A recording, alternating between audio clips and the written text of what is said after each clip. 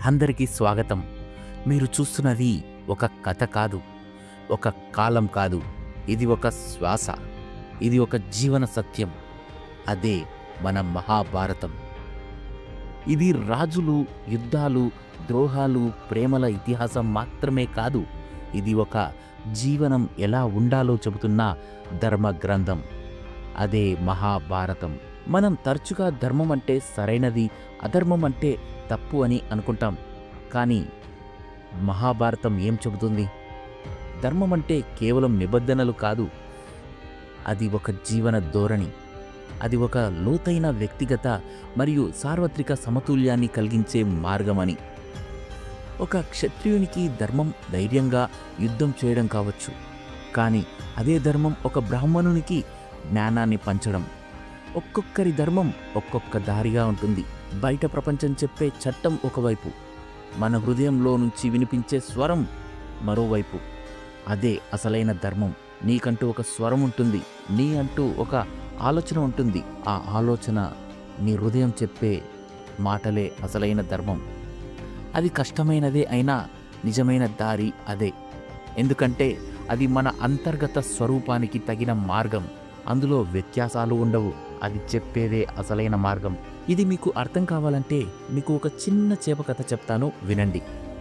ఒక చిన్న చేప గంగానదిలో ఈదుతూ ఉంటుంది. పెద్ద చేప వచ్చి దానిని మింగేస్తుంది. తర్వాత మరింత పెద్దదైన జంతువు దానిని మింగేస్తుంది. ఇది చేపల కథ కాదు, ఇది శక్తి యొక్క, అధికారం యొక్క, అధికారాన్ని కంట్రోల్ చేసే ఒక కోరిక యొక్క కథ. నియంత్రణ అంటే కంట్రోల్ లేని శక్తి సమాజాన్ని తినేస్తుంది.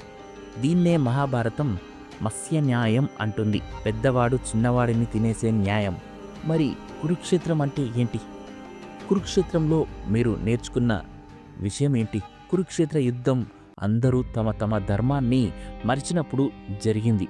ప్రతి వ్యక్తి తన కర్తవ్యాన్ని తృణప్రాయంగా తీసుకున్నప్పుడు అది ధర్మానికి ద్రోహం అన్నమాట. అందుకే మహాభారతం మనకు చెబుతుంది, నీ ధర్మం నేర్చుకో, నీలో శబ్దమయ్యే స్వరాన్నే విను. నీకంటూ ఒక ధర్మం అనేది ఉంటుంది.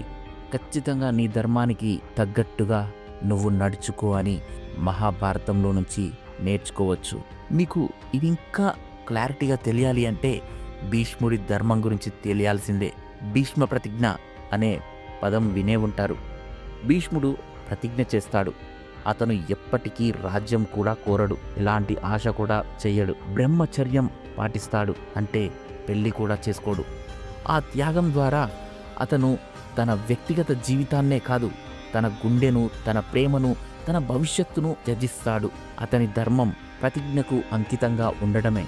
అదే అతనికి అనంత శక్తి అని అతను భావిస్తాడు. అందుకే భీష్మునికి తన మరణాన్ని తనే నిర్ణయించుకునే శక్తి ఉంటుందన్నమాట. తను ఎప్పుడు చనిపోవాలనుకుంటే అప్పుడు చనిపోతాడు.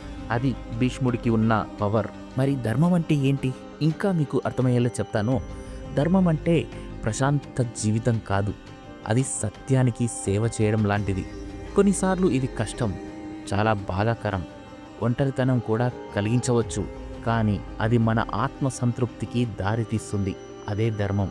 విదురుడు చెప్పినట్లు ఒక కుటుంబం కోసం వ్యక్తిని త్యాగం చేయొచ్చు, ఒక గ్రామం కోసం కుటుంబాన్ని, ఒక దేశం కోసం గ్రామాన్ని, మానవత కోసం ఒక దేశాన్ని మనం త్యాగం చేయవచ్చు.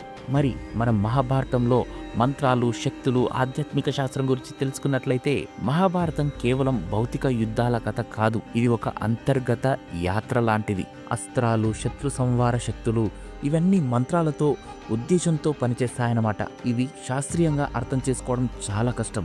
కానీ మనం గ్రహించవలసింది ఏంటంటే శక్తి ఎప్పుడూ ధర్మబద్ధంగా వాడాలి అని.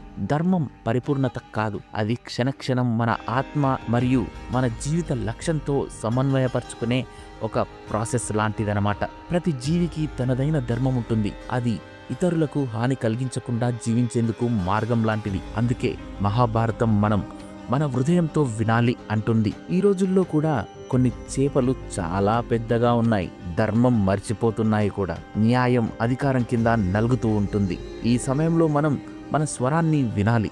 మనకు కావాల్సింది శాశ్వత చట్టం కాదు, ఒక శాశ్వత ఆత్మతో సమన్వయం చేసుకోవడమే మనకు కావాల్సిన ధర్మం. అలాంటి ధర్మం మనం పాటించినప్పుడు మనం మన యొక్క ఆత్మ సంతృప్తిని హ్యాపీగా సంతోషంగా గడుపుతాం. ఇదే మనకు మహాభారతం నేర్పించింది. మహాభారతం మొత్తంగా నువ్వు నేర్చుకోవాల్సింది ఇదే. మహాభారతం మొత్తంగా మనకు చెప్పాలనుకుంటుంది కూడా ఇదే. ఈ మహాభారతం నుంచి మీరేం గ్రహించారు, మీరేం తెలుసుకున్నారు, మీకు అనిపించిన విషయాలను మాతో పంచుకోండి కామెంట్ ద్వారా. ఈ వీడియో మీకు నచ్చితే లైక్ చేయండి, సబ్స్క్రైబ్ చేయండి. మరిన్ని వీడియోల కోసం నోటిఫికేషన్ బెల్ని నొక్కండి.